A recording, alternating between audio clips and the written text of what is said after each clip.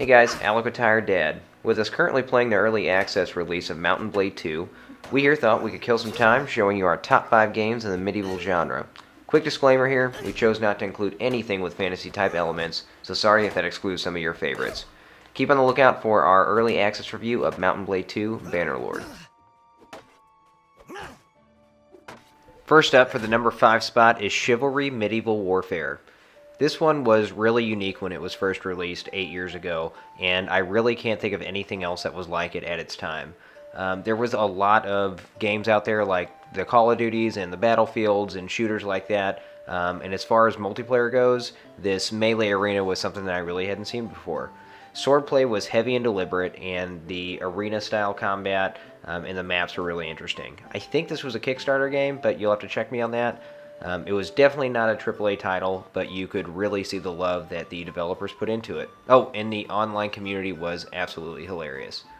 Next for number 4, and I'm sure some people were already thinking this, we have last year's Mordhau? Mordhau? Am I saying that right? For a lot of people who had never heard of Chivalry, this may have been their first exposure to this type of experience.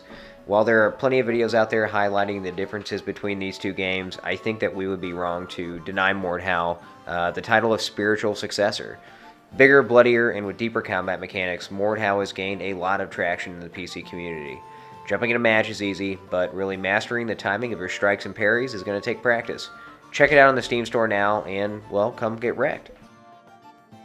Shaking things up for number 3 is Crusader Kings 2. I'm very much aware that to someone who hasn't actually played this game, it kind of looks like a bore, but I promise there's some unique stuff here, if you can stick around to grasp the mechanics with the oppressive learning curve. The core loop consists of you, as the ruler, managing a kingdom and expanding your power through war, arranged marriages, assassinations, and politics. Although much of the content is rooted in history, your choices and strategies need not be, and exploring the expansions bring about some really wacky scenarios like establishing a new Jerusalem in Italy or sacrificing King Lawrence I to the Aztec gods.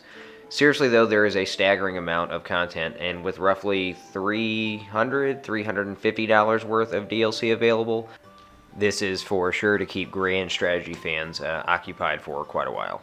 Coming in at the number 2 spot, if your PC can handle it, is Kingdom Come Deliverance. Behind all of the bugs and technical issues that plague this title is a real gem of an RPG in which there is really nothing else out there like it. KCD is a really deep historical role-playing experience set in Bohemia in 1400. This game feels accurate, and more than once I've had to take a step back and realize just how weird it is that I'm experiencing the countryside somewhere in the Holy Roman Empire, on a computer and in first-person perspective, 600 years after the events in the story unfold. It is more than just an art piece though.